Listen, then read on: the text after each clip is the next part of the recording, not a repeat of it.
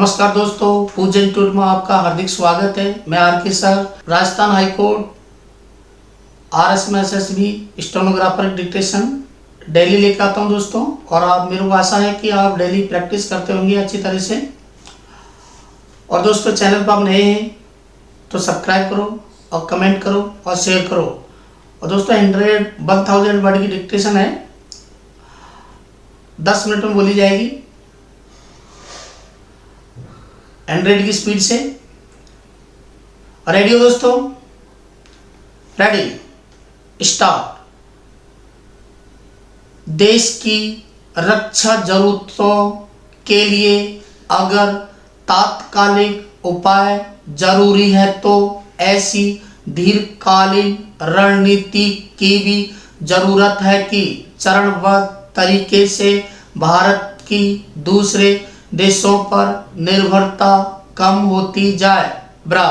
France से 5 Rafale Bharat पहुंचने के 10 दिन बाद रविवार को रक्षा मंत्री राजनाथ सिंह ने अहम घोषणा की कि रक्षा उत्पादन में स्वदेशी की भावना को मजबूत करने के लिए उनका मंत्रालय 101 रक्षा उपकरणों के आयात पर प्रतिबंध लगाने वाला है। रक्षा मंत्रालय ने ऐसे उपकरणों की जो सूची तैयार की है उसमें बड़ी बंदूकों से लेकर मिसाइल तक शामिल है। रोक लगाने की यह कवायद 2024 तक पूरी करने का लक्ष्य है। रक्षा मंत्री की घोषणा से स्पष्ट है कि उनका मंत्रालय प्रधानमंत्री नरेंद्र मोदी के आत्मनिर्भर भारत अभियान की दिशा में बड़ी पहल की तैयारी में है। इससे घरेलू रक्षा उद्योग के लिए संभावनाओं के नए रास्ते खुलेंगे। वही रक्षा जरूरतों के लिए अमेरिका, रूस, फ्रांस आदि देशों पर भारत की निर्भरता कम करने में मदद मिलेगी। भारत की गिनती दुनिया के सबसे बड़े हथियार खरीदार देशों में होती है। इस मामले में 2015-2019 के दौरान सऊदी अरब के बाद भारत दूसरे नंबर पर था। इसके बावजूद कई दूसरे देशों के मुकाबले भारत की सेना के साजो सामान में कमी महसूस की जाती रही है। लद्दाख की सीमा पर चीन से तनातनी के बाद भारत ने रक्षा खरीद तेज करते हुए 38,900 करोड़ रुपए की लागत से 21 मिग 29 जेट, 12 सुखोई लड़ाकू विमान, देसी मिसाइल सिस्टम और रडार खरीदने की मंजूरी दी थी। इसी तरह पिछले साल नवंबर में रक्षा परिषदों ने लड़ाकू विमान और हथियार खरीदने की मंजूरी दी थी। देश की रक्षा जरूरतों के लिए अगर तात्कालिक उपाय जरूरी है तो ऐसी दीर्घकालीन रणनीति की भी जरूरत है कि चरणबद्ध तरीके से भारत की दूसरे देशों पर निर्भरता कम की जाए। रक्षा मंत्रालय की योजना अगले 6-7 साल में घरेलू रक्षा उद्योग को करीब 4 लाख करोड़ रुपए के ठेके देने की है। घरेलू उद्योग में तैयार होने वाले कुछ रक्षा उपकरणों का निर्यात भी होता है।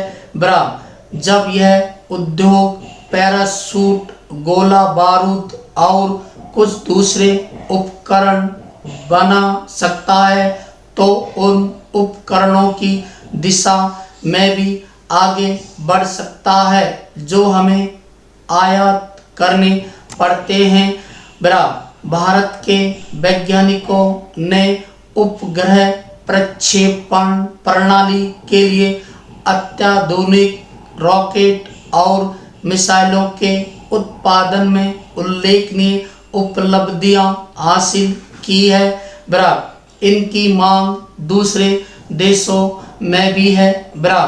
इसी तरह भारतीय रक्षा उद्योग को भी मिसाइल और दूसरे उपकरण विकसित करने के लिए प्रोत्साहित किया जाना चाहिए। प्रधानमंत्री के मेक इन इंडिया अभियान को रक्षा क्षेत्र में अपेक्षाकृत कम निवेश हासिल हुआ है।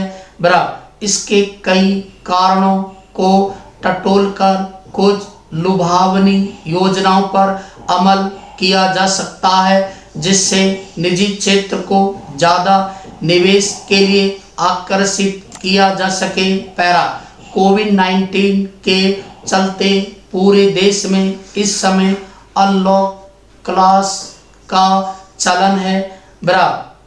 शहरी क्षेत्र में ज़्यादातर स्कूल डिजिटल लर्निंग को बढ़ावा देने के नाम पर ऑनलाइन क्लास शुरू कर चुके हैं।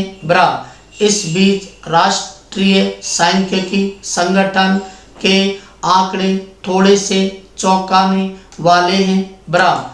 आंकड़े कहते हैं कि देशों के शहरी इलाकों में 23% घरों में कंप्यूटर है जबकि ग्रामीण इलाकों में यह आंकड़ा घटकर केवल 4% रह जाता है। हालांकि ऑनलाइन स्कूलों के पक्षधर इससे अलग तर्क देते हैं। उनकी दलील है कि मोबाइल और इंटरनेट के माध्यम से ही पूरे देश में ऑनलाइन क्लास हो रही है। ऐसे में वे देश के भीतर एजुकेशन सिस्टम में एक बड़े बदलाव की ओर इशारा करते हैं, लेकिन जब इसको करीब से आंकड़ों में जाकर देखते हैं तो फिर सवाल खड़ा होता है कि आखिर इस देश में क्या वाकई में बड़ा बदलाव खड़ा हो रहा है या फिर हम जमीनी हकीकत को देखे बिना ही बदलते हुए माहौल की तारीफ कर रहे हैं, उसके भविष्य के सपने बुन रहे हैं। आंकड़े कहते हैं कि देश में करीब 50 करोड़ लोगों के पास खुद का इंटरनेट है। यानी 38% आबादी देश में इंटरनेट कनेक्शन रखती है।